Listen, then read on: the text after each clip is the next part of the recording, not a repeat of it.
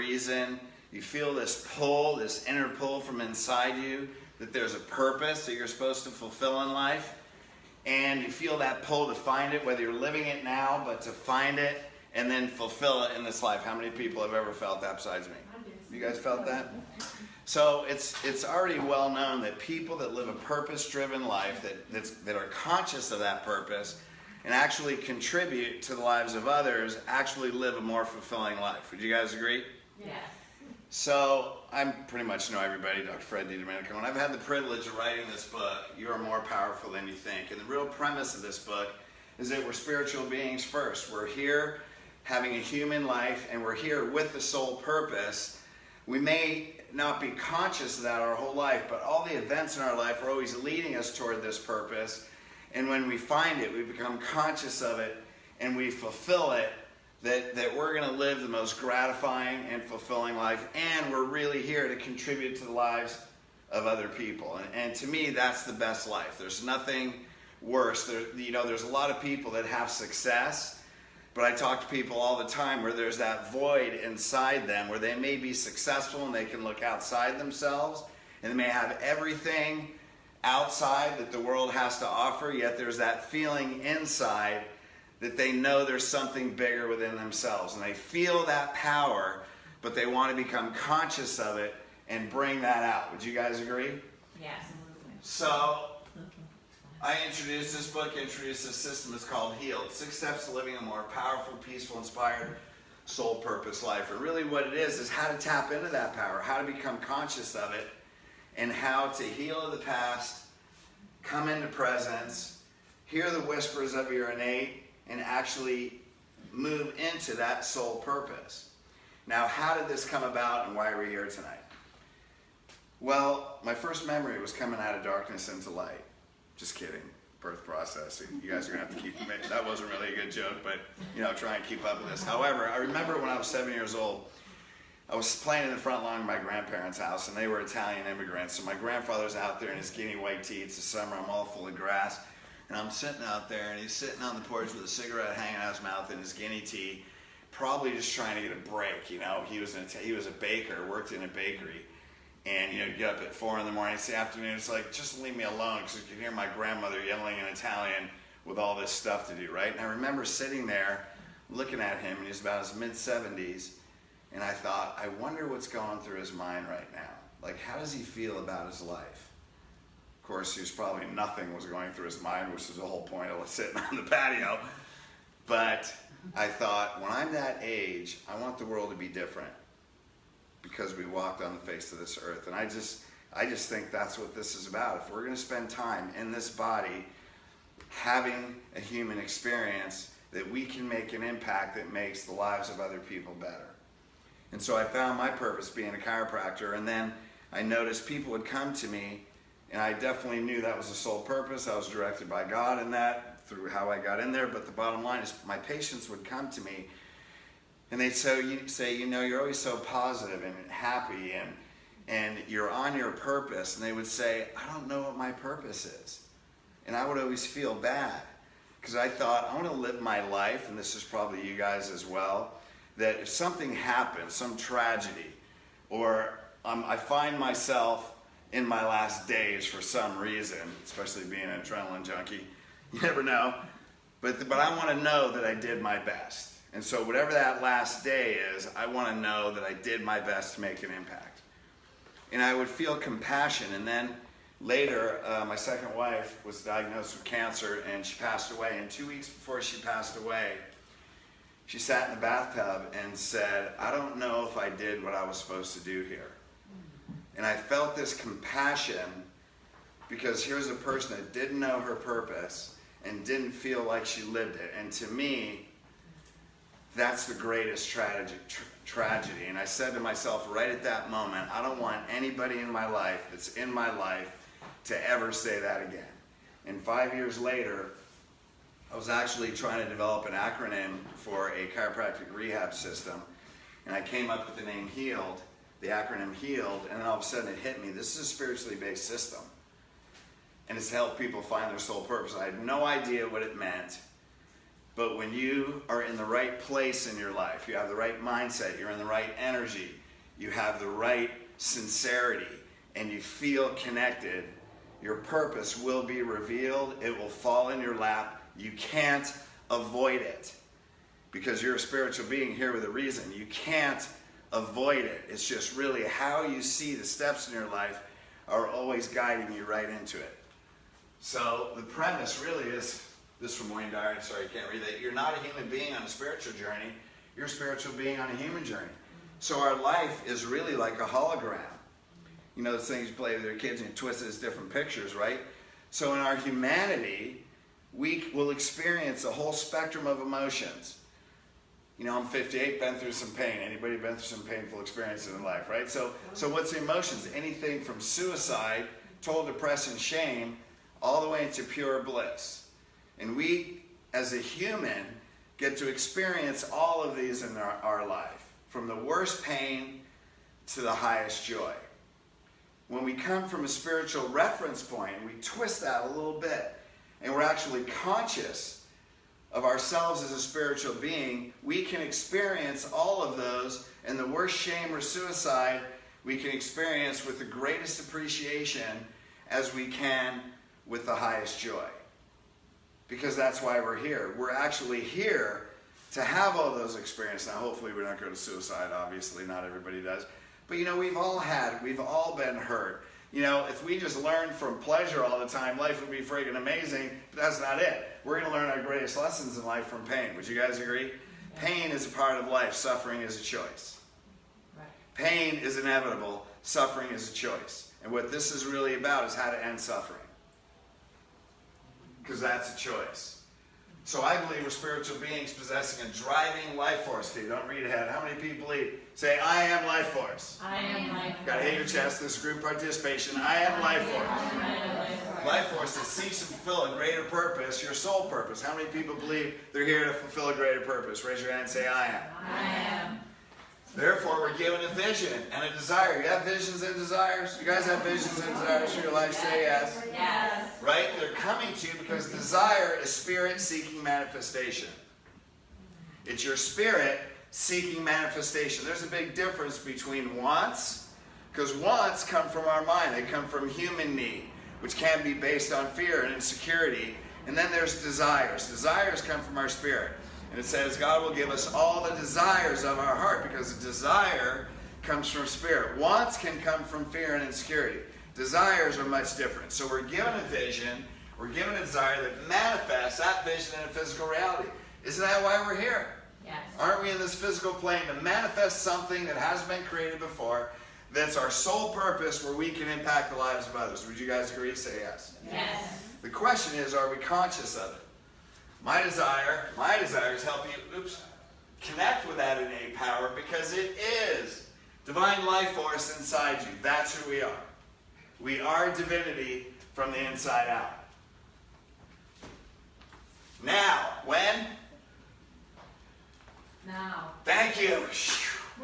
Okay, you guys got to keep up here, okay? This is group participation. Let's pick up the pace a little bit. I'm going to move kind of fast. We got a lot of stuff. This means respond. Can we get, that's a good cue. You guys with me on that? It's the most valuable aspect of your life. Not only fulfilling your soul purpose, but what? The quality of what? Relationships, man. That's what it's, isn't that what it's really about? Because, you know, like my grandfather, I started to sit in the chair. What's going to matter the most at the end of our life?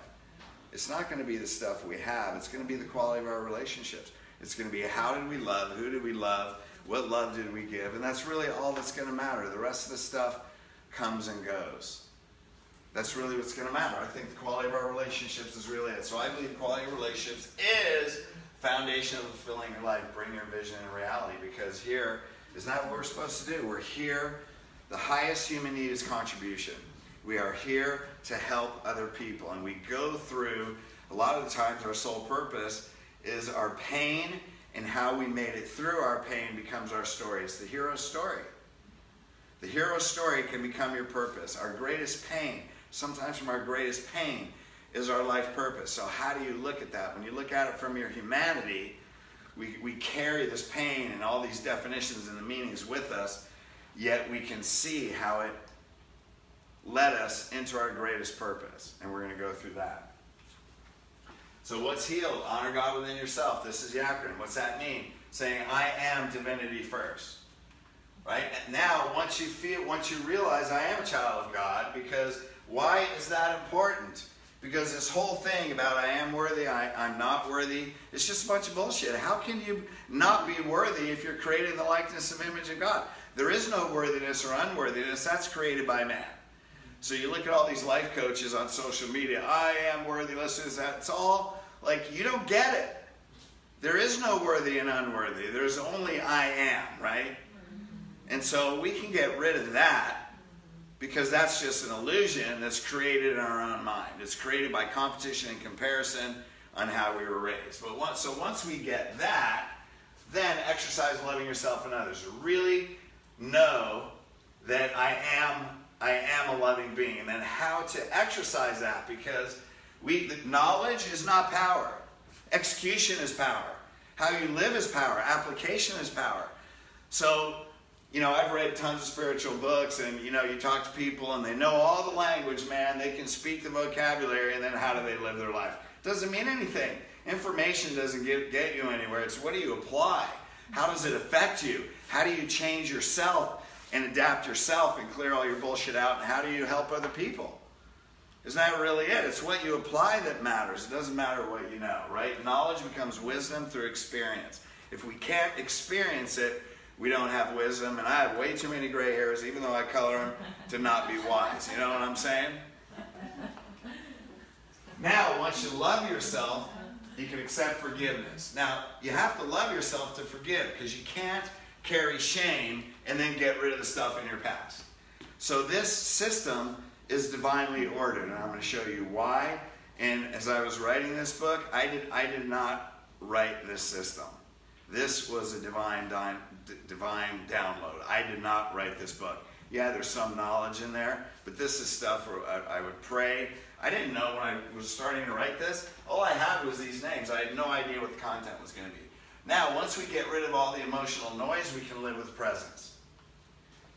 We do Tuesday morning transformations or videos. We talked this morning about time. Big pause. Time in the world is horizontal. We have past, present, future, right? But time, that's a perception. Time is actually vertical. Because all we have a second ago is past, a second from now doesn't exist. When we learn to have presence, you connect with the universe.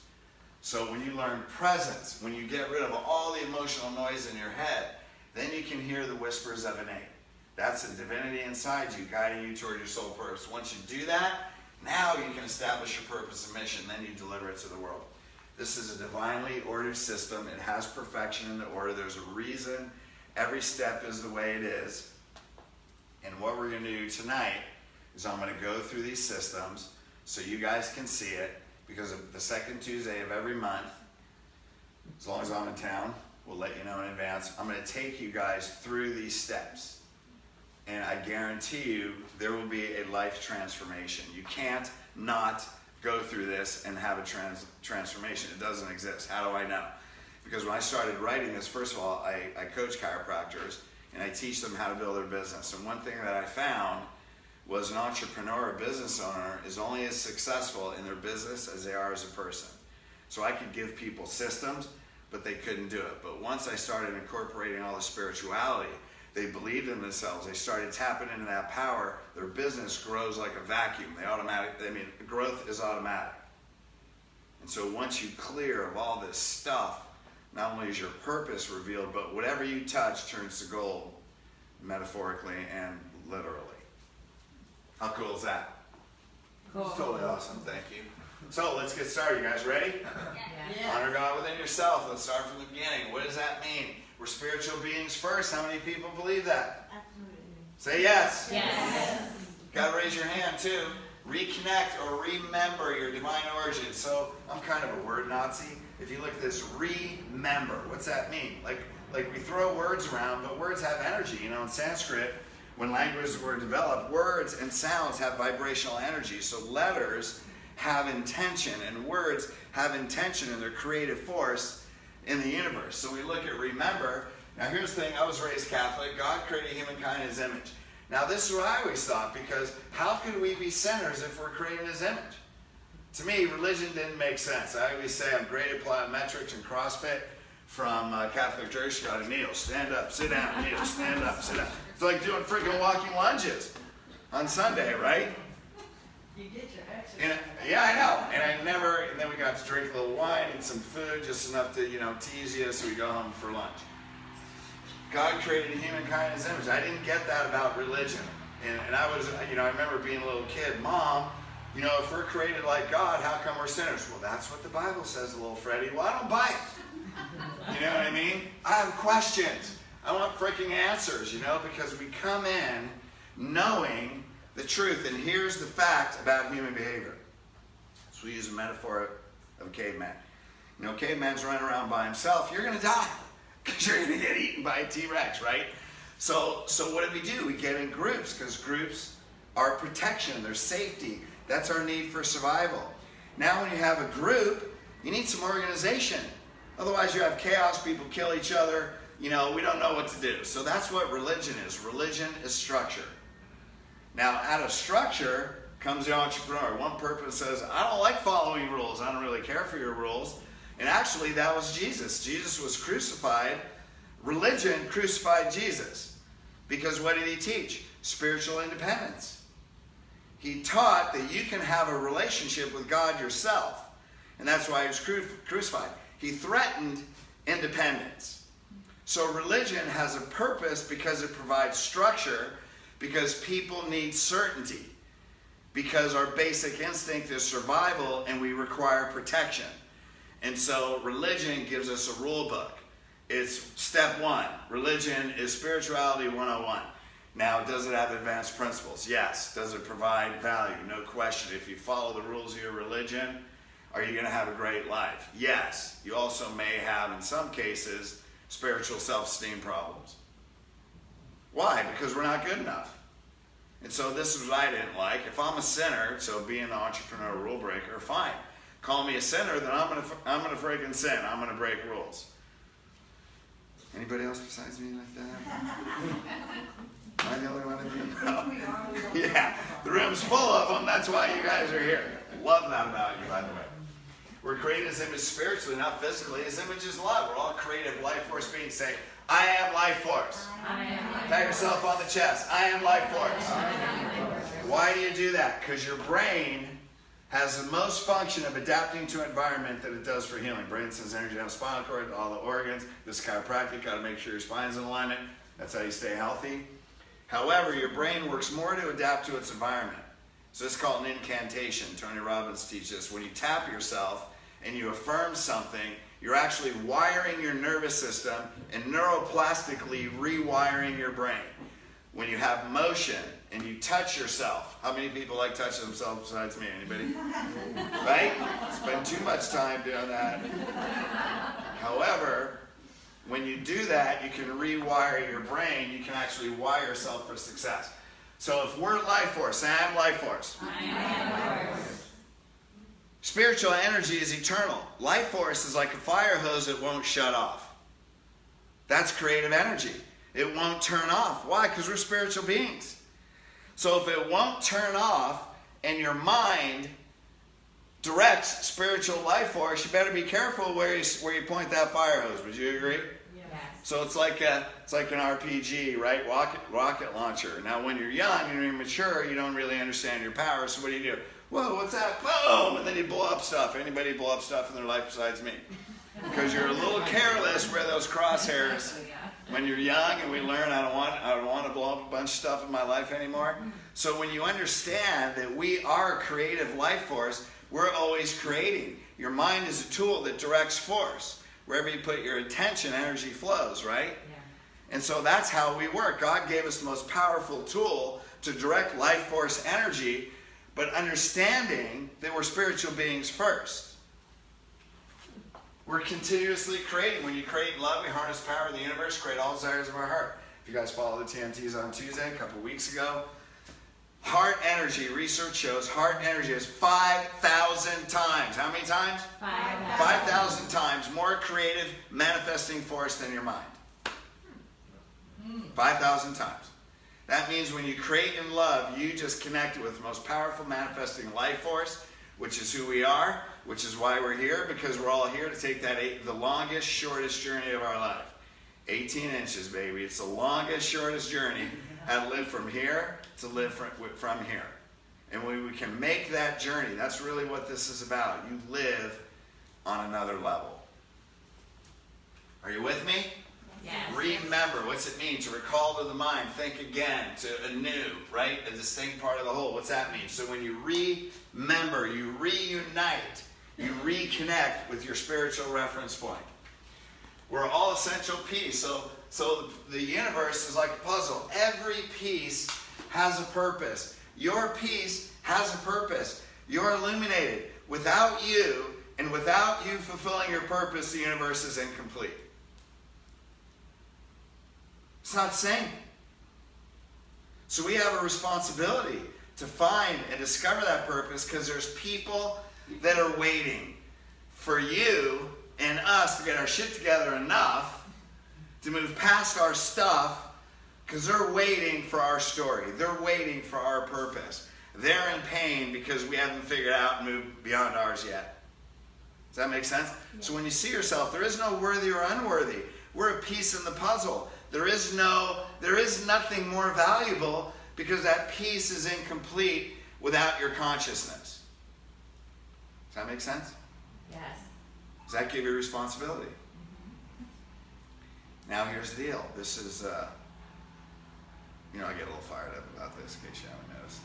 However, this is supposed to be group interaction. So if you have a question or a different belief system, hey man, this isn't about what we believe or what we don't believe, although I will say I believe about 8 million times, so I guess it really does. However, we're here to all advance in consciousness together. Would you guys agree? Isn't that why we're here? Yes. So if you have a question, or you say, hey man, I don't believe that, or here's what religion teaches, or here's what I always thought, then let's talk about it. I'm not up here claiming to be an expert. I'm just another person. I'm a soul on a human journey. This is the gift that I've been given. It's helped a boatload of people, hundreds of people, and I know it works. It doesn't mean it's not the only way, it's one way. But here's what I found. Spirituality and all these books and authors are like an IKEA diagram. IKEA diagram, an exploded view of a diagram. You have all these pieces, but nobody knows how to put them together. Well, I read that book, and I read that book, and I read that, and yeah, and then they live their life because they don't know how to put it together. I have this weird gift to be able to look at complicated things and put them into a system. That's just, I don't know, I just see stuff like that and I go, oh, okay, that fits there, that fits there, that fits there. And what it is this is like a recipe. If you just follow the system, anybody can do it. You don't have to be smart. It doesn't matter. This is an intellectual thing. This is a desire thing. If you desire to know yourself from the inside out, and you follow these systems, and you use the tools, and you develop the skill, you will change in consciousness. And then it's a system you can refer to, because is more stuff going to happen in your life? Hey, shit happens, right? Is more shit going to happen in your life? Yes. Yeah. So when it does, it's like, man, that person pissed me off. Well, you know what? I need to go back to A. I need to go back to, what are those tools for forgiveness again? Because I'm really pissed off and I don't like this person. And then, maybe something happens, you look at yourself, okay, I need to go back to love. Hey, you know what? I'm worried about the future. I'm in all this anxiety, anticipation. Okay, I need to go back and read the H.E.A.L.E.D chapter and get back into the current moment. This is like a recipe. He who looks outside dreams, he who looks inside awakens. That's it. You're called to awaken. Your spirit craves to know itself. That's who we are. We crave to know ourself with a capital S. Not our human self. That's easy to know. We already know that. But we crave to know our higher self. 7 spiritual laws of success. Object referral versus self-referral. What's object referral? We're always influenced by objects outside. We probably live in the Mecca in Southern California of object referral. What's that mean? We identify with things outside of us. Doesn't mean you shouldn't have great things, because we're all created in prosperity. Jesus was, wealthy. I mean, he had all those frankincense and myrrh. I mean, from the minute he came into the world, the dude had cash, right? So the bottom line is we deserve to live an abundant life. When you identify with it, meaning I am the house I live in, I am my job. I had a friend like that. He didn't have any spiritual foundation. His mom was very spiritual. Dad hated religion, had a bad experience. So he grew up, kids want to be connected with their parents. So to be connected with their dad, he hated religion. Well, after 1 year from retirement as a police commander, you read under the police chief, he got fired for turning in the police chief for doing unethical things. So he was unfairly terminated. I watched his whole identity crash. I watched him go through depression, through all these things, and I'm like, tell him, Eric, it could be that you have a new purpose. He wouldn't listen because he didn't have spirituality, because his whole identity was his job. How many times do things outside of us change? Constant. Change is constant. Would you guys agree? You can't avoid it. That's life. We're supposed to evolve. So people that have their identity, identify with things outside them, have a very fragile existence. Because this will always change. So, people that identify the outside, I'm sure you're constantly seeking the approval of others. Why? Because all your security is outside yourself. Your behavior is always anticipation and response, very fear-based. We feel an intense need to control things. Why? Because if you identify with it, then your identity becomes so fragile that you have to control things outside of you. Right now, it's a misery. Because you're not going to, conditions change, economies change, all this stuff. And it's not good or bad, it's just a fragile existence. As opposed to self-referral, your true self, which is your spirit, your soul, your what? Say soul. Soul. Say my soul. My It's soul. completely free of those things. Because things come and go. You know what I mean? Now you look at the people in LA with fires. I mean, here's multi-million-dollar homes. There's people that have probably worked their whole life. Their whole life is in that house. Gone in a second. What if some of those people identified with that? That's their identity. Their life is shattered. You know, the stock market crashes and people are jumping out of high-rise buildings. Traders are jumping out of high-rise committing suicide. Why? Because their identity was their job. It's a fragile existence. But when your reference point is from the inside out, you're immune to criticism. You're unfearful of any challenge. And no one is beneath you. Because what we do is we see the same self in us as we do in other people. When you look, I always say, if you want to see God, number one, look in the mirror, look in your own eyes, and then look in the eyes of other people. Now, there's other people that have a different level of consciousness. You don't have to like the way they dress, what they look, how they speak. They're on their own soul journey. So when you respect the soul journey and the level of consciousness of other people, you realize they're going through whatever they need to go through. And you can love and appreciate and feel unity with all humanity, even though you may not agree with them. Doesn't mean you have to agree. Doesn't mean you have to share the same core values. It doesn't mean you have to like or dislike. It just means you honor that every person walking in a physical body is a spiritual being, and they're on their own path. Now, I had to learn this the hard way, and this story is in the book because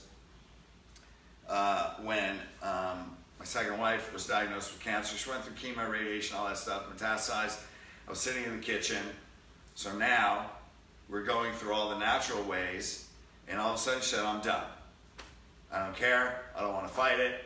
And here's her. She had a 19-year-old daughter who was about to have a baby and a 10-year-old son.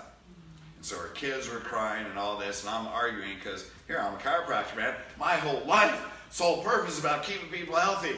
And naturally, you know, if you've ever been in a relationship, it's like sometimes your partner may listen to everybody but you. Has that ever happened in any relationship in your life, right? Which seems kind of odd to me because I would think if you're with your partner, that should be the person you'd want to respect the most. However, I was sitting there full raising my voice in a full argument, and I always say, God will talk to you the way you can hear. At the time I was in martial arts, I felt somebody punch me in the left side of my chin. I mean, I felt like like I was kickboxing, and someone punched me in the chin.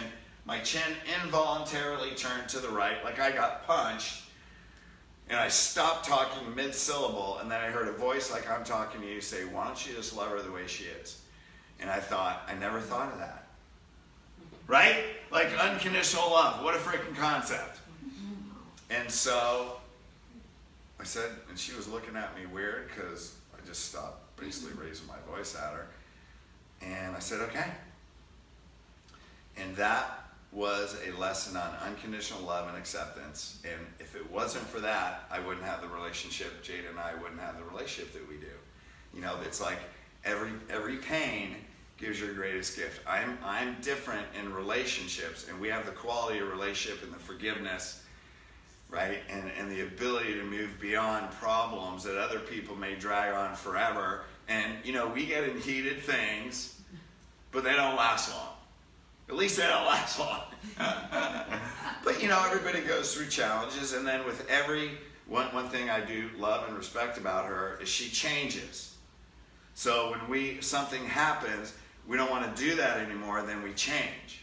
We don't go back to the same old thing every time. Does that make sense? Because of the pain we went through, you commit, I don't want to go through that pain anymore.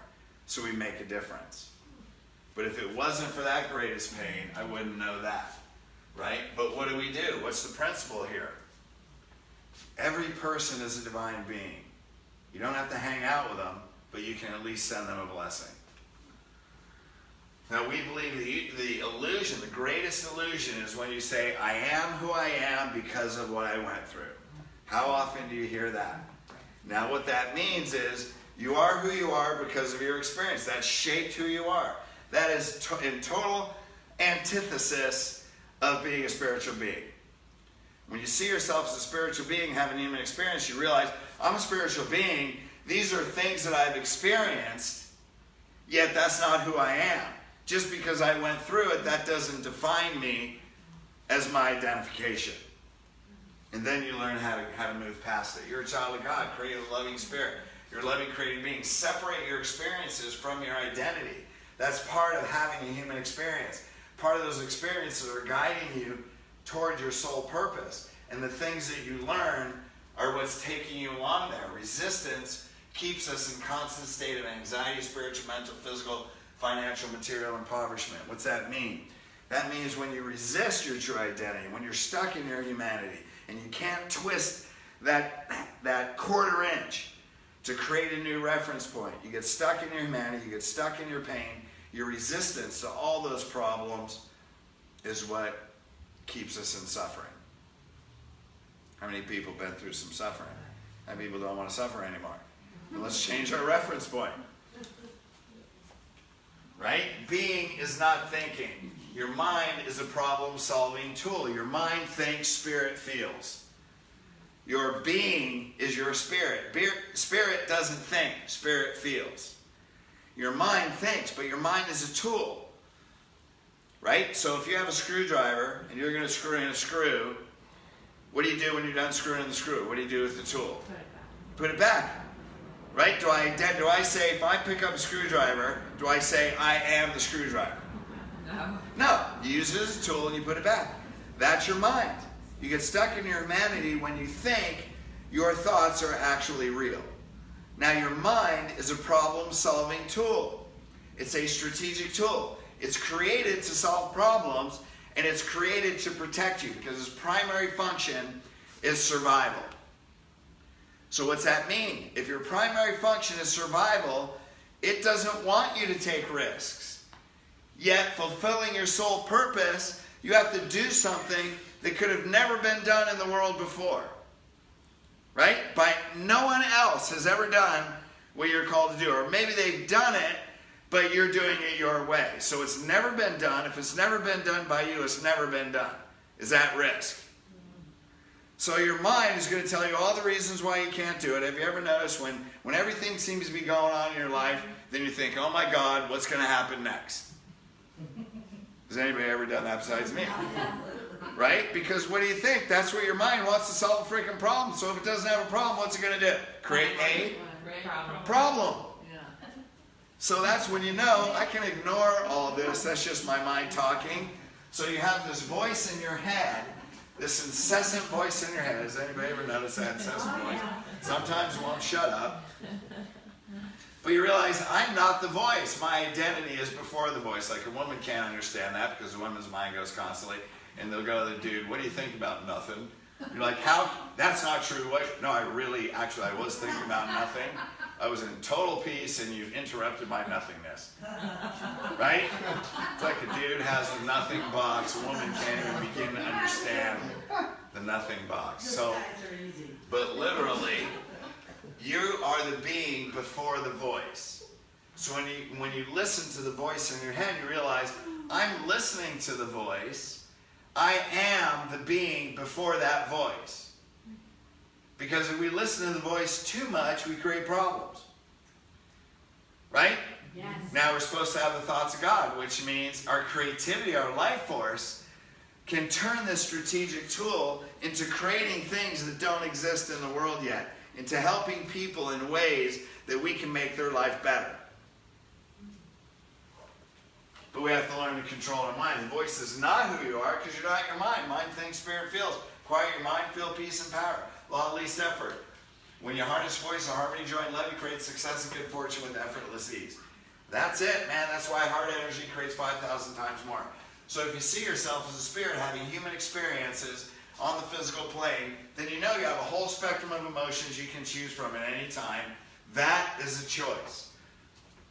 So you can use your physiology as a tool, because our physiology, our body, we have spirit, mind, body. Our body, we're using this as a vehicle to create on the physical plane. It's also a very highly tuned instrument. So we can use our physiology as a tool to say, what am I experiencing right now? Well, I'm pissed because she said this, or he did that, or this sucks, or whatever. And then you say, okay, what meaning did I assign? If I feel this way, and I'm choosing anger, and I have a whole spectrum of emotions, why did I choose this? How can I change that meaning and look at it from the reference point of a spirit so I can let go of the pain and I can get back to peace? That's a choice. It's also a skill that you can develop, which over time, what I'm looking for here is the beginning of a group who are committed to taking their life to the next level. And then what we're going to do is learn these skills that you can do that at any moment. How cool is that? All emotions are honored. They all give us a gift, because when we have pain in our life, they give us 3 things. How many things? 3. 3 people. Thank you very much. How many things they give you? 3. Thank you very much. They give us courage, they give us skill, or they give us faith. Every pain that you go through gives you courage, gives you skill, or gives you faith. So I gave the example on TMT because I was talking about this morning. You know, you look at when you're a teenager, you have kids that are teenagers and their first love, and then they break up. Oh my God, my life is miserable. And you're looking at them like, oh, this is nothing yet, right? Wait till you get here, like your first boyfriend or girlfriend when you're 16 and you break up and you're heartbroken. You know, and then, you know, you look back and like, God, I didn't know anything. Would you guys agree? Yeah. I mean, basically in your 20s, how much do you know, really? How much maturity do you have in your 20s? You think you do. What about your 30s? Man, how many people thought in my 30s, my shit is so together right now? I know myself so well, right? Then you get in your 40s and you go, I didn't know shit. I didn't know anything when I was in my 30s. I think you don't even begin to discover yourself in your 40s. And then when you're 50s, it's like I started to begin to know myself, and now in my 50s, I just don't want pain anymore. You know what I mean? It's like, I don't even care. I just don't want to suffer anymore. Would you guys agree? Amen. Right?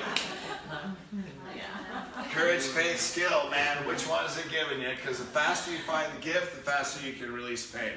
That's what it's about. Find the gift.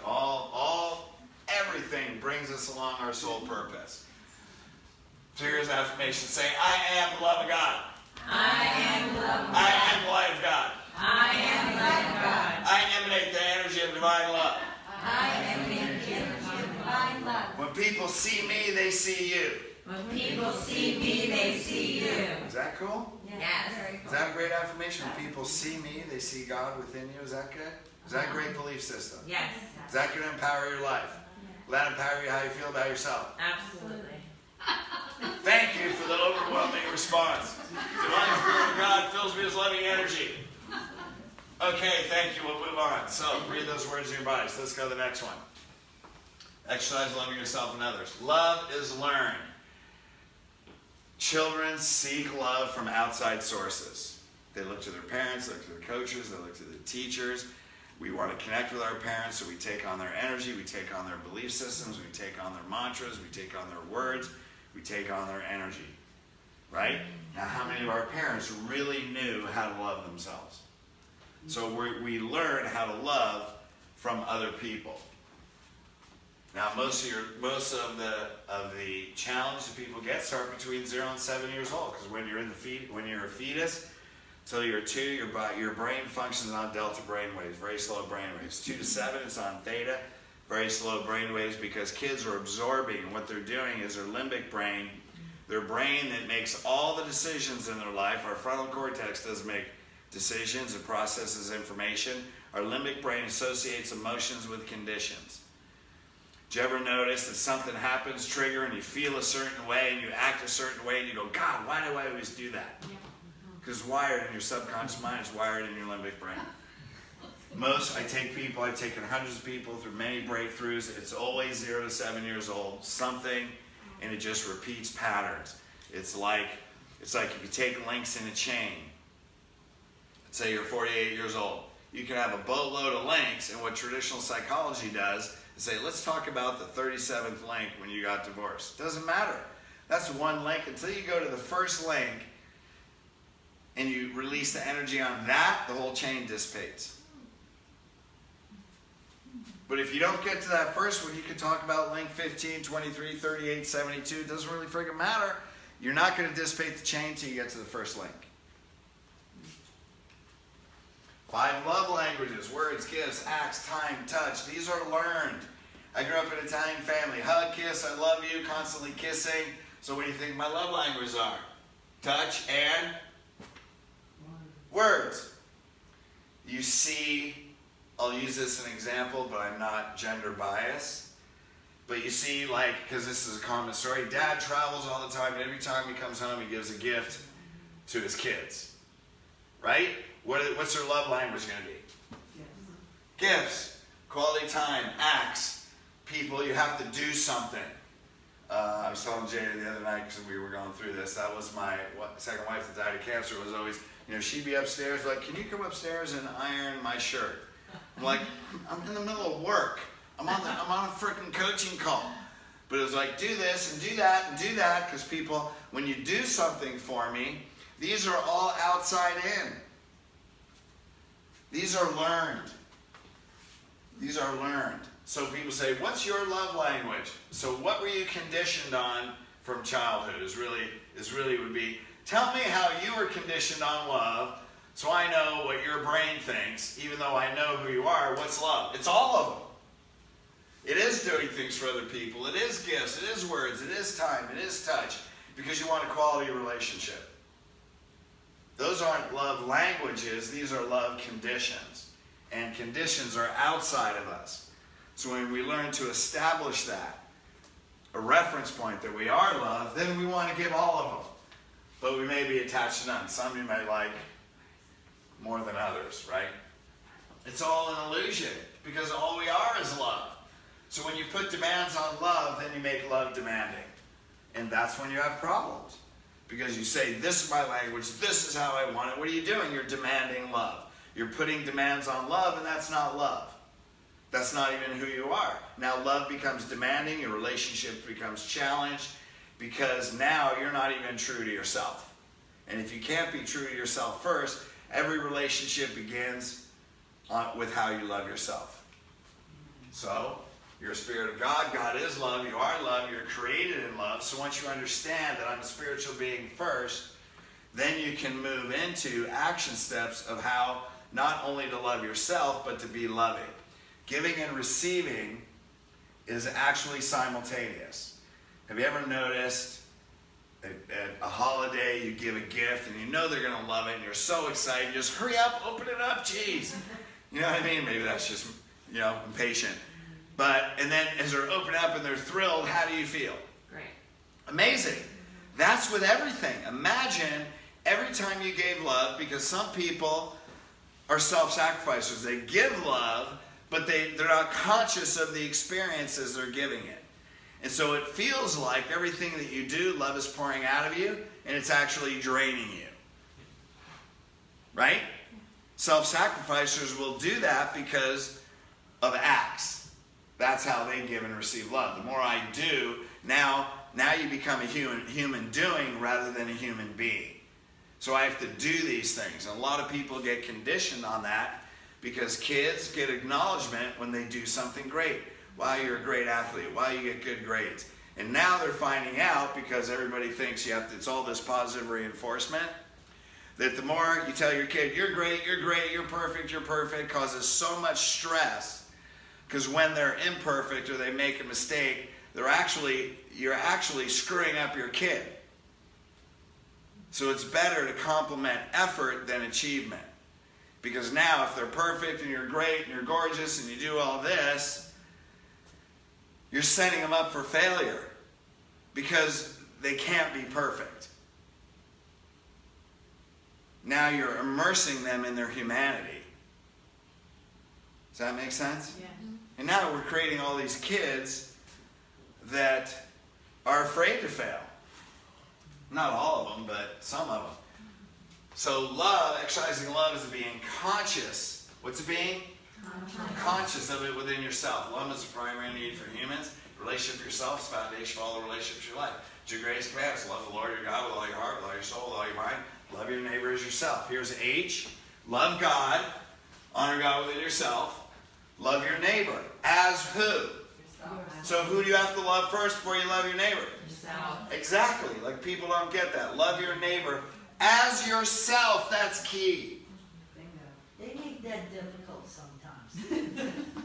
Yeah, maybe. But if you love yourself, you see him as another spiritual being. So that's the deal. It's like here's H and E right there. Augmented, nature's greatest miracle. Since the beginning of time, there's never been any with my mind, my heart, my eyes.